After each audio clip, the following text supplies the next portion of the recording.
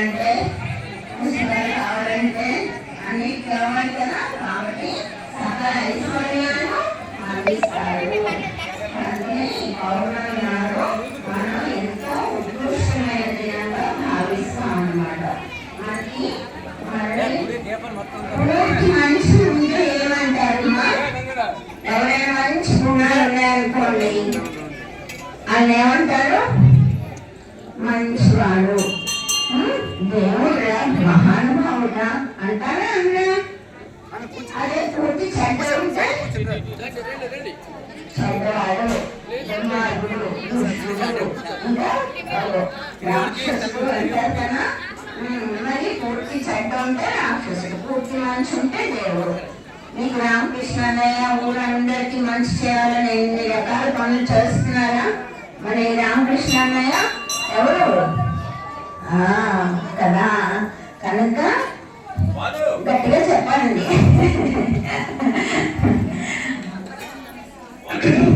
కనుక మరి మీరు ఎలా మనుషులందరిలో ఏ గుణాలు ఉంటాయి? మంచి చెడ్డ? అబ్బో, వెరీ గుడ్, బాగా చెప్పారు మీరు. మంచి చెడ్డ రెండూ ఉంటాయి కదా. కాబట్టి మనం మంచి పెంచుకునే అవకాశం ఉందా లేదా? చెడ్డ తగ్గించుకునే అవకాశం ఉందా లేదా?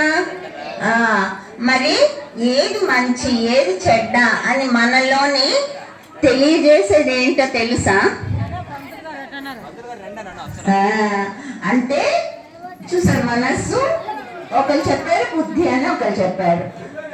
చూడండి, మంచి పనులు చేస్తున్నారు అనుకోండి, వాళ్ళు ఏమంటారు? ఎవరైనా మన వికాసం చెందిన కొద్దీ మంచి అనేది పెరుగుతుంది. ఎందుకు? ఆ బుద్ధే మనలో దైవమే కదా ఉన్నాడు. ఆ దైవం ఏం చెప్తుందో రిసీవ్ చేస్తూ. మరి ఇందాక మీరు కన్ఫ్యూజన్ అయ్యారు, మనస్సా బుద్ధి అనేది. మనస్సే బుద్ధి. మీరు విజయనగరంలో కలెక్టర్ ఆఫీస్ దగ్గర చూసారు. నేను ఇప్పుడు మీ ఇద్దరు చూస్తానులే. ఇప్పుడు కూడా ఎలా పట్టుకోరు కదపకు వీడియో. ఆయనే ఒక గదిలో ఉంటే మెజిస్ట్రేట్ అంటారు, ఆయనే ఇంకో గదిలోకి వెళ్తే కలెక్టర్ అంటారు. అంటే మనస్సే ఏకాగ్రమైనప్పుడు బుద్ధిగా వికసిస్తుంది.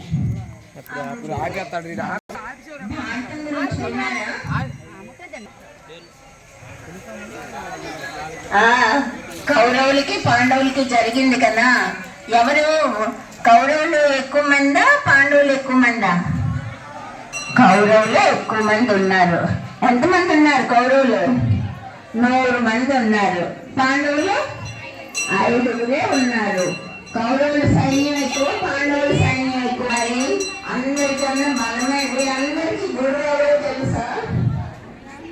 పాండవులకి కౌరవులకి ద్రోణాచార్యుడు. మరి ఆ ద్రోణుడు ఎవరి వైపు ఉన్నారు? కౌరవుల వైపు పాండవుల వైపు? కౌరవుల వైపు ఉన్నారు కదా. మరి కౌరవులు 100 మంది ఉన్నారు, 5 ఉన్నారు. వాళ్ళ సైన్యం ఎక్కువ, వీళ్ళ సైన్యం తక్కువ. మరి గురువు గారు